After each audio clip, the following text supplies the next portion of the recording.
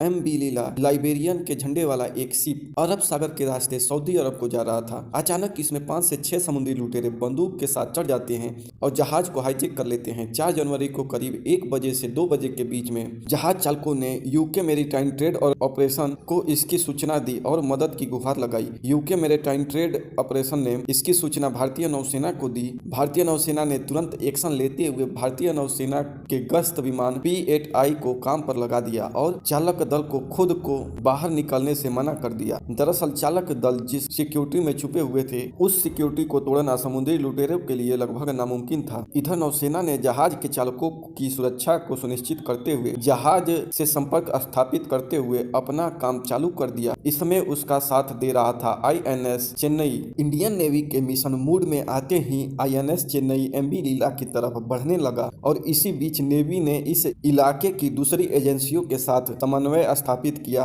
Navy का युद्धक विमान MV लीला के करीब पहुंच गया। इसके बाद हेलीकॉप्टर को MV लीला के ऊपर भेजकर मार्कोस कमांडो को MV लीला के ऊपर उतरवाया गया और जहाज को सैनिटाइज की। दरअसल मार्कोस कमांडो के पहुंचने से पहले ही समुद्री लुटेरे यहां से भाग निकले थे। मार्कोस कमांडो ने 15 भारतीयों समेत सभी चालक दलों को सुरक्षित बाहर निकाला। इस तरह भारतीय नौसेना ने एक जहाज अपहरण होने से बचा लिया। पिछले कुछ समय से लाल सागर और ओमान की खाड़ी में समुद्री डकैती को लगातार अंजाम दिया जा रहा है। यहाँ पर हुती लुटेरे कुछ ज्यादा ही सक्रिय हो गए हैं। इनकी सक्रियता का पता इससे भी लगाया जा सकता है कि ये लोग मर्चेंट शिप पर अब ड्रोन से हमले करने लग रहे हैं। इस तरह की घटनाओं की वजह से ही सुरक्षा एजेंसियां अलर्ट हो गई हैं। लेकिन दोस्तों सवाल ये उठता है कि आखिर ये समुद्री लुटेरे काम कैसे करते हैं और कैसे किसी शिप को टारगेट करते हैं और उसको लूटते हैं। आइए जानते हैं। जब भी कोई शिप अपना डॉक्यूमेंट वेरिफिकेशन कराने के लिए पोर्ट पे रुकती है तो यहाँ पे बैठे जासूस इसकी सूचना कुछ दूर पर बैठे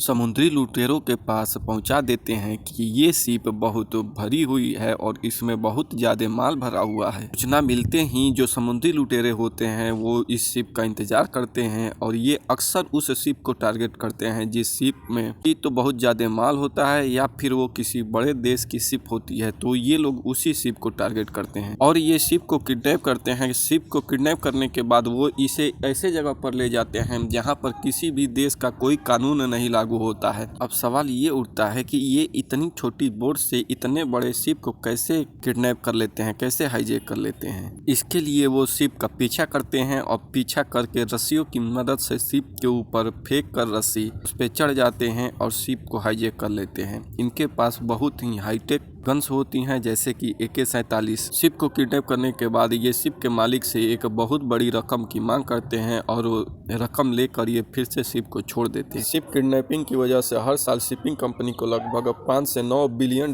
का नुकसान होता है जो कि बहुत बड़ी रकम है।